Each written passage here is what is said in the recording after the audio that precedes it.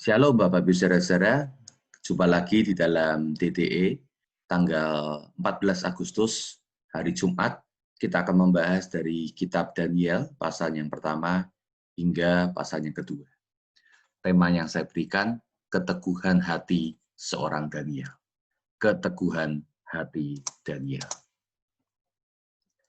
Daniel pasal yang pertama sampai pasal yang terakhir mencatat tentang kisah dari tahun 605 sebelum Masehi, yaitu pengepungan Yerusalem oleh Babel, hingga tahun 537 sebelum Masehi, yakni tahun ketiga pemerintahan Raja Koresi. Setelah gelombang pertama, kembalinya orang Yahudi ke Yerusalem. Jadi orang Yahudi ke Yerusalem itu dalam 3 gelombang juga. Pembuangan ke Babel terjadi dalam 3 tahap. Kalau Anda masih mengingat, tahap pertama tahun 605 sebelum Masehi, yang diangkut adalah kalangan bangsawan Yehuda. Termasuk Daniel, dia semua dibawa ke Babel.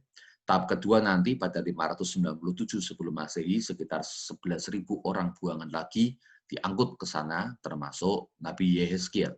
Dan nanti tahap ketiga, tahun 586 sebelum Masehi, penduduk Yehuda yang tersisa diangkut, kecuali Yeremia dan rakyat yang paling miskin.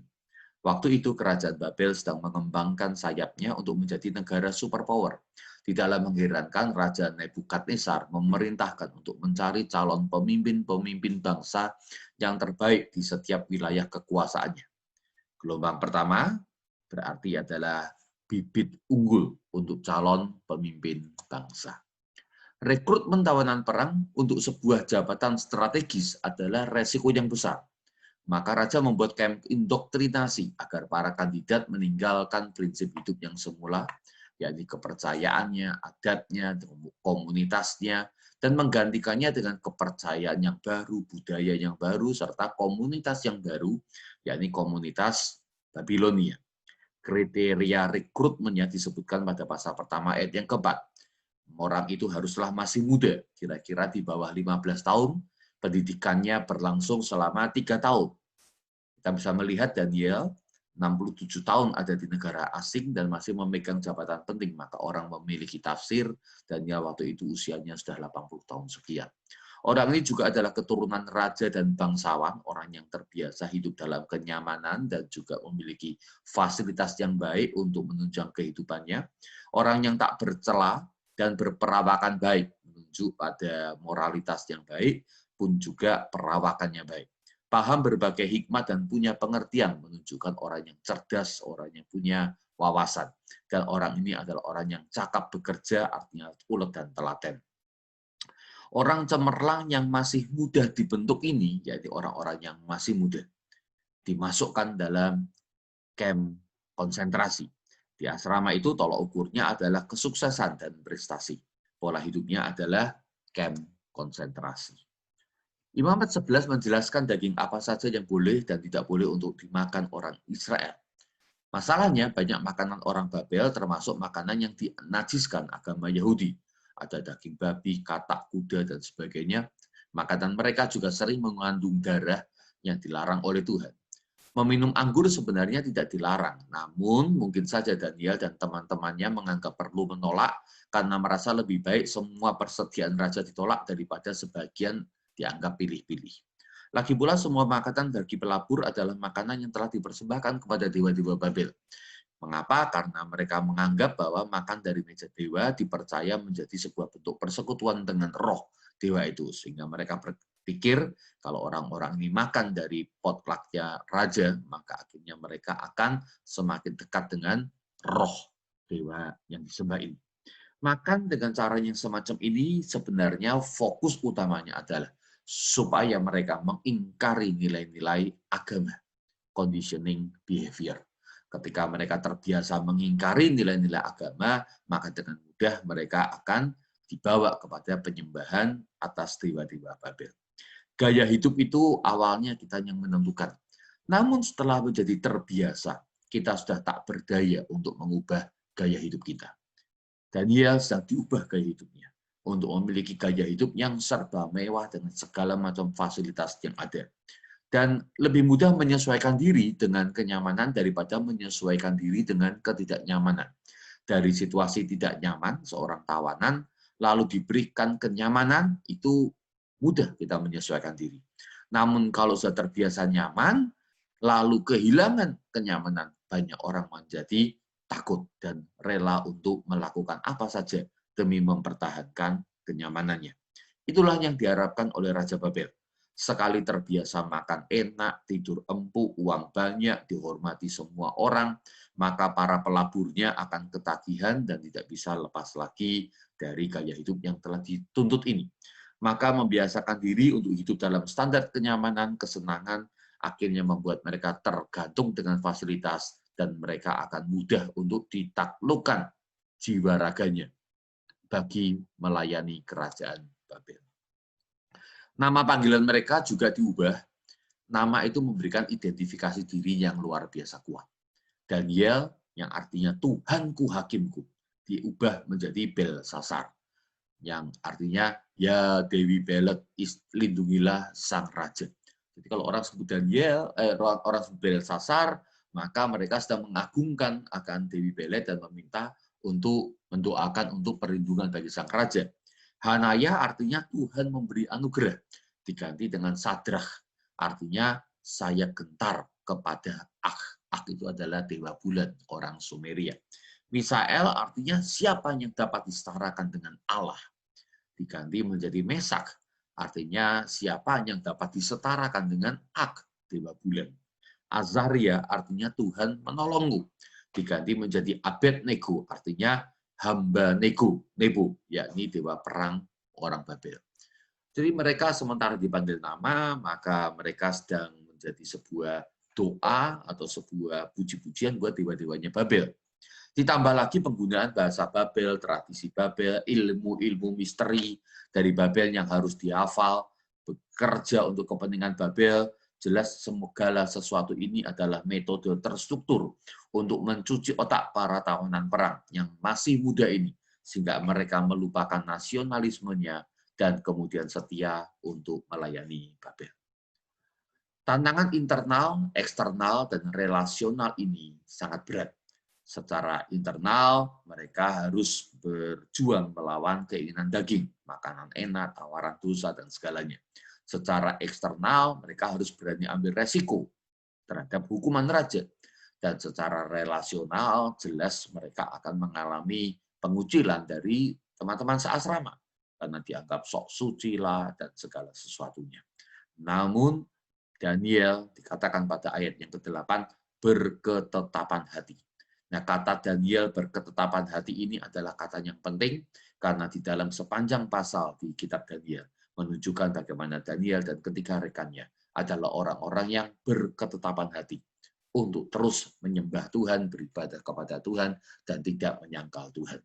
Dan ketika mereka berketetapan hati, maka kemudian Tuhan bertindak. Tuhan, ayat yang 9 dikatakan, mengaruniakan kepada Daniel kasih dan sayang dari Aspenas, sang kepala asrama pemimpin kamp konsentrasi itu. Petbag atau makanan yang diberikan kepada para pelabur adalah makanan yang diambil dari meja raja sebagai sebuah bentuk penghormatan ya dari meja makan raja. Sesungguhnya tidak mungkin Aspenas meluluskan permintaan Daniel karena ancamannya ia bisa dihukum mati. Ayat yang ke-10 dikatakan Aspenas mempertaruhkan kepala di hadapan raja. Namun Tuhan bertindak, ia memberikan kasih karunia sehingga Aspenas akhirnya sayang kepada Daniel dan meluluskan akan permintaan Daniel yang sebenarnya tidak masuk akal ini. Daniel melakukan apa yang menjadi bagiannya, dan Tuhan memberikan anugerah bekerja untuk apa yang tak bisa dilakukan Daniel. Ini prinsip penting. Saudara, seringkali kita terlalu sibuk menyelamatkan diri dari tantangan iman. Kita khawatir dan berkompromi atas tantangan dunia, sehingga akhirnya kita menjadi orang yang sama dengan dunia, ikut gaya hidup dunia, dan tidak memiliki ciri khas sebagai orang Kristen. Kita harus belajar seperti Daniel, memiliki hati yang teguh untuk setia kepada firman Tuhan. Dan kita akan melihat bagaimana Tuhan mengerjakan apa yang bukan menjadi kekuatan kemampuan kita. Anugerah Tuhan akan membuat kita melihat akan pembelaan Tuhan, lalu hati kita melimpah dengan ucapan syukur, dan kita memiliki pengalaman iman. Daniel pasal yang kedua, menjelaskan ayat yang pertama sebuah persoalan sekarang dihadapi. Pada tahun yang kedua pemerintahan Nebukadnezar, bermimpilah dia, dan mimpi itu membuat hati raja gelisah dan tidak dapat tidur. Lalu kemudian raja memanggil akan para ahli-ahli nujum, ya, para orang-orang pandai, ya, untuk boleh menafsirkan akan mimpinya. Dan ketika mereka dipanggil, saya catat di sana ada 3 kali mereka memberikan jawaban kepada sang raja. Ayat yang keempat, jawaban pertamanya begini. Berkatalah para kasdim itu kepada raja, ya raja, kekallah hidupmu, ceritakanlah kepada hamba-hambamu mimpi itu, maka kami akan memberitahukan maknanya. Wow, mantap sekali, penuh percaya diri. Ayat yang ketujuh, mereka menjawab pula, silahkan tuanku raja menceritakan mimpi itu kepada hamba-hambanya ini, maka kami akan memberitahukan maknanya. Ayat 7 menyampaikan dengan bahasa yang berbeda sebenarnya, karena setelah itu raja mengatakan, kamu cuma mengulur-ulur waktu. Ya, jadi yang pertama dan yang kedua ini para kasdim meminta ceritain mimpinya baru kemudian menafsir. Tapi raja membuat sebuah syarat yang unik. Saya nggak mau cerita mimpinya, kamu harus mengerti, tahu dulu mimpi saya apa, baru kemudian kamu tafsirkan. Karena kalau nafsir saja gampang, ya, tapi kalau bisa menebak mimpinya itu berarti memang mereka sungguh adalah orang-orang yang luar biasa. Ya, lalu ayat ke-10 dikatakan, para kasdim itu menjawab raja, tidak ada seorang pun di muka bumi yang dapat memberitahukan apa yang diminta tuanku raja. Dan tidak pernah seorang raja bagaimanapun agungnya dan besar kuasanya telah meminta hal sedemikian dari seorang berilmu atau seorang ahli jampi atau seorang kasdim. Sekarang mereka salahkan sang raja. Apa-apaan sih kamu?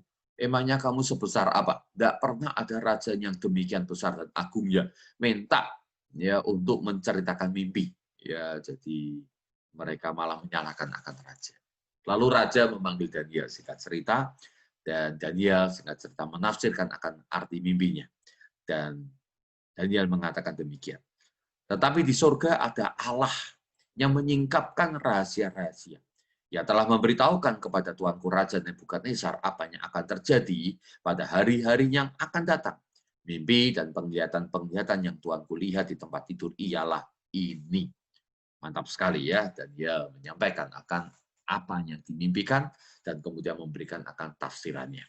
Mimpinya kira-kira semacam ini, sebuah patung besar terlihat, ada di gambar, saya sertakan di layar, ya, kepalanya terbuat dari emas, ya, lalu kemudian badannya terbuat dari tembaga, lalu kemudian pinggangnya terbuat dari, badannya terbuat dari silver, perak, lalu pinggangnya terbuat dari tembaga, lalu kakinya terbuat dari besi, lalu kemudian bagian telapak kakinya terbuat dari besi campuran dengan tanah liat. Jelas sebuah degradasi mutu dari emas jadi perak, lalu jadi tembaga, jadi besi, akhirnya besi campuran tanah liat. Ya, lalu kemudian raja mendapatkan akan arti mimpinya. Artinya disampaikan oleh Daniel ternyata juga masih tidak terlalu jelas buat kita saat ini. Ya, karena zaman itu memberikan tafsiran juga tidak bisa, Daniel tidak memberikan atau mencatat dengan sangat jelas. Kita akan membahas tentang tafsiran tentang mimpi patung Nebukadnezar ini pada waktu kita membahas DDE pada pasal Daniel pasal 7. Ya, nantikan dan ikuti, ya, karena ini adalah pembahasan yang seru sekali, karena ada beberapa variasi penafsiran dari kerajaan para di patung ini. Ya, ada saya sertakan tabel di sana. Ya, ada yang memikirkan ini adalah Babel, lalu Media Persia, lalu Yunani, Romawi, lalu Babel yang baru. Namun beberapa yang lainnya maunya berhenti sampai Romawi. Maka kemudian dibuatlah sebuah skema yang berbeda. Misalnya Babel zaman Nebukadnezar, lalu Babel setelah Nebukadnezar, lalu Media Persia, lalu Yunani, lalu Romawi. Lalu tafsiran yang lain adalah Babel, lalu Media, lalu Persia, lalu Yunani, lalu Romawi. Media dan Persia ini adalah dua daerah yang memang berbeda, lalu kemudian mereka bersatu, dan setelah jadi kuat, lalu mereka menyerang akan bangsa-bangsa lain. Jadi yang tafsiran yang ketiga ini dianggap ini adalah dua yang berbeda. Tapi sebenarnya Media nggak pernah menyerang Babel sendirian, dan Persia nggak pernah mengalahkan Media. Jadi sebenarnya tafsiran ini banyak polemiknya, ya, dan tafsiran yang kedua, Babel dibedakan menjadi dua, ini karena menyadari bahwa Media Persia nggak bisa dipisahkan sebenarnya. Ya, jadi kemudian dipisahnya Babel Nebukadnezar dan Babel setelah Nebukadnezar. Tapi penjelasan lebih jauh kita akan melihat nanti di dalam Daniel pasal yang ke-7. Bagaimana kesimpulan dari Daniel pertama dan kedua? Ayat yang ke-46 dikatakan demikian. Lalu sujudlah Raja Nebukadnezar serta menyembah Daniel, juga dititahkannya mempersembahkan korban dan bau-bauan kepadanya. Berkatalah Raja kepada Daniel, sesungguhnya lah Allahmu itu Allah yang mengatasi segala Allah, dan yang berkuasa atas segala raja, dan yang menyingkapkan rahasia-rahasia, sebab engkau telah dapat menyingkapkan rahasia itu. Anda ingat nama Daniel artinya adalah Allah adalah dan adalah hakimku. Ya. Dan memang kita tahu bahwa nama Daniel ini tidak pernah diubah. Ya, Raja Nebukadnezar akhirnya mengakui akan Allahnya Daniel. Ayat 48. Lalu Raja memuliakan Daniel, dianugerahinya Allah dengan banyak pemberian yang besar dan dibuatnya dia menjadi penguasa atas seluruh wilayah Babel dan menjadi kepala semua orang bijaksana di Babel. Atas permintaan Daniel, Raja menyerahkan pemerintahan wilayah Babel itu kepada Sadrak, Mesak, dan Abednego, sedang Daniel sendiri tinggal di istana raja. Bayangkan respon para kasdim dan pejabat kerajaan ketika melihat raja besarnya perkasanya mengalahkan akan bangsa-bangsa yang wilayahnya demikian luar biasa itu berlutut mengagungkan Tuhan Allah Israel. Saudara, rupanya Tuhan mengangkat Daniel dan ketika rekannya untuk sebuah tugas khusus. Tugas khusus itu adalah membawa pengaruh di tengah-tengah komunitas kerajaan duniawi. Membuat supaya nama Tuhan ditinggikan. Membuat supaya bangsa Babel bisa mengenal akan Tuhan dan mulai mengenal juga akan kebenaran Tuhan. Memang mereka tidak sampai beribadah kepada Tuhan Allah Israel.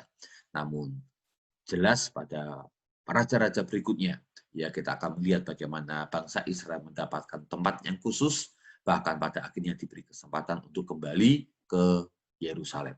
Itu semua tidak lepas dari peran Daniel yang telah membawa kabar baik, kesaksian yang hidup di tengah-tengah kerajaan Babel. Bapak Ibu saudara-saudara, kalau hari ini kita memiliki pengaruh, maka percayalah dan ketahuilah itu semua adalah anugerah Tuhan. Kalau Anda berketetapan hati untuk mencari Tuhan, Tuhan akan memberikan anugerah itu. Dan ketika Tuhan memberikan anugerah, ingat itu adalah bagian di mana Tuhan punya rencana untuk boleh membawa akan kabar baik di tengah-tengah komunitas Anda, supaya mereka bisa mengenal akan Tuhan dan menyembah, mengenal akan Tuhan yang hidup. Puji Tuhan. Mari kita berdoa. Aku memberkati setiap mereka yang mendengar akan materi hari ini. Biar di dalam hati mereka dibangkitkan sebuah tekad yang teguh untuk sungguh-sungguh membulatkan hati, mencari Tuhan dan hidup untuk menyenangkan hati Tuhan. Bukan mencari kesenangan diri dengan segala tawaran dunia. Dan ketika mereka mendapat tantangan, ya Tuhan, berikan akan pembelaanmu, anugerahmu. Biar mereka melihat bagaimana Engkau adalah Allah yang hidup, Allah yang berkuasa.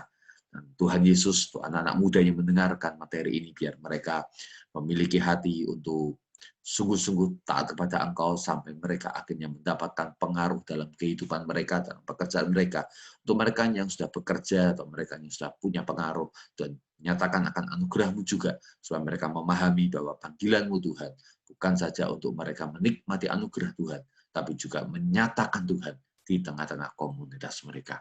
Ini doa kami. Itu aku untuk mereka di dalam nama Tuhan Yesus. Aku berdoa, haleluya. Amin. Saudara, Tuhan mengasihi Anda. Tuhan rindu untuk mengangkat Anda supaya nama Tuhan dipermuliakan. Amin.